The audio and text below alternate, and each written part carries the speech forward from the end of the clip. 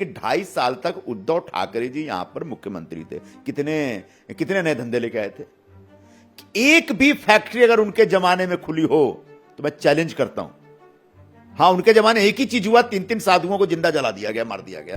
महाराष्ट्र से कुछ भी गुजरात नहीं गया, जो कुछ महाराष्ट्र का है, बल्कि गुजरात से महाराष्ट्र में बहुत कुछ आता है। कोई मराठी मानुस कतरे नहीं, सारे के सारे मराठी मानुस, एकनाथ शिंदे नाम के एक मराठी व्यक्ति, देवेंद्र फडणवीस नाम के एक दूसरे मराठी व्यक्ति और अजीत पवार नाम के तीसरे मराठी व्यक्ति के नेतृत्व में पूरी तरह से सुरक्षित और संरक्षित है। हमारे साथ है दिंडोशी सीट से शिवसेना के उम्मीदवार संजय निरुपम। सर, आपसे जानना चाहेंगे, आप लोग लगातार अपनी तरफ से कैंपेन कर रहे हैं, लेकिन आज ही कांग्रेस की तरफ से एक वीडियो जारी किया गया है, उसमें आरोप लगाया गया कि महाराष्ट्र के तमाम उद्योग आपकी सरकार ने गुजरात में भेज दिए। ये उसी प्रकार का झूठा प्रचार है जिस प्रकार लोकसभा में इंडिया आघाड़ी की तरफ से इस तरह का प्रचार किया गया कि हम संविधान को बदलने वाले हैं और आरक्षण को खत्म करने वाले हैं। सच यह है कि महाराष्ट्र में पिछले 2.5 वर्षों में जो फॉरेन इन्वेस्टमेंट आया है वो 52%, पूरे हिंदुस्तान के तमाम राज्यों का इन्वेस्टमेंट एक तरफ और महाराष्ट्र का एक तरफ। इस समय 1 नंबर में हम, एफडीआई में 1 नंबर पे हैं, स्टार्टअप में 1 नंबर पे हैं। हमारे यहाँ सुपर कंडक्टर तक बनाने वाली जो कंपनियां शुरू हो गई हैं। जिस तरीके से महाराष्ट्र में डेवलपमेंट हुआ है, खासकर इंफ्रास्ट्रक्चर डेवलपमेंट हुआ है, वो कमाल है। बेरोजगारी का कोई बहुत बड़ा प्रश्न यहाँ पे है नहीं। सच ये है, अब सवाल ये पूछना चाहिए कि 2.5 साल तक उद्धव ठाकरे जी यहाँ पर मुख्यमंत्री थे, कितने नए धंधे लेके आए थे? एक भी फैक्ट्री अगर उनके जमाने में खुली हो तो मैं चैलेंज करता हूं। हां, उनके जमाने एक ही चीज हुआ, 3-3 साधुओं को जिंदा जला दिया गया, मार दिया गया।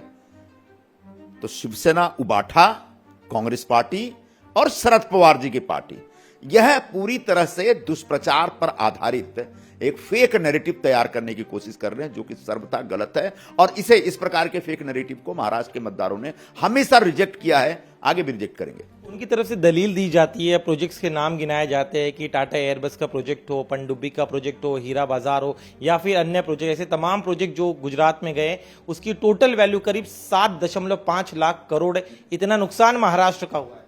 सबसे पहले जो सूरत में जो हीरा बाजार गया वो कांग्रेस के जमाने में गया है, आज थोड़ी गया, पिछले 2 साल में गया क्या?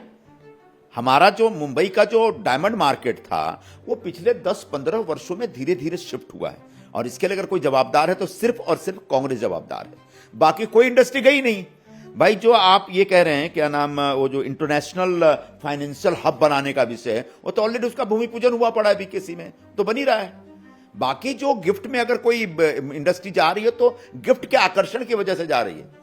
महाराष्ट्र वैसे भी जो अच्छी इंडस्ट्री को आकर्षित करने के लिए जाना जाता है, जो पूरी दुनिया के जो फॉरेन इन्वेस्टर्स होते हैं उनकी पहली पसंद हमेशा से महाराष्ट्र रहा है, आने वाले दिनों में भी रहेगा। और हमारी सरकार बड़ा इन्वेस्टमेंट फ्रेंडली सरकार है। हमेशा यहाँ पर काम करने वाला जो ब्यूरोक्रेट्स हैं, जो हमारे जो बिजनेस, वो जो हमारे पॉलिटिशियंस हैं, वो जो मिनिस्टर्स होते हैं, चीफ मिनिस्टर, तो हमेशा वो ज़्यादा से ज़्यादा कैसे इन्वेस्टर आए, ज़्यादा से ज़्यादा इन्वेस्टमेंट कैसे स्टेट में, इस दिशा में काम करते हैं। ये महाराष्ट्र का एक चरित्र है, कैरेक्टर है। तो हम महाराष्ट्र के कैरेक्टर के खिलाफ कांग्रेस वाले दुष्प्रचार कर रहे हैं, इसका मतलब महाराष्ट्र से टोटल डिस्कनेक्ट हो गए कांग्रेस के लोग। आदित्य ठाकरे ने फिर आरोप लगाया कि आप लोग जो है, आपकी सरकार मुंबई के महत्व को कम करना चाहते हो और सब कुछ यहां से जो कुछ है वो गुजरात को भेज रहे, ताकि आपके जो आका हैं नरेंद्र मोदी और अमित शाह, उनको खुश किया जा सके। महाराष्ट्र से कुछ भी गुजरात नहीं गया है।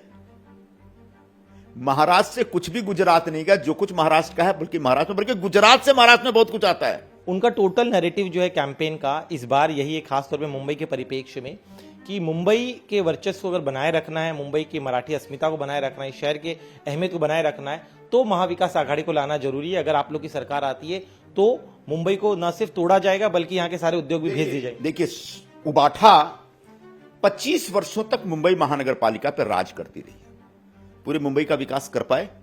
आज भी मुंबई की झोपड़पट्टियों में लोगों को पानी नहीं मिलता है, खासकर दिंडोशी में देख लीजिए, यहां पर 12-12 दिनों तक लोगों के घर में पानी नहीं आता। यहां की समस्या ही, सबसे बड़ी समस्या ही पानी है।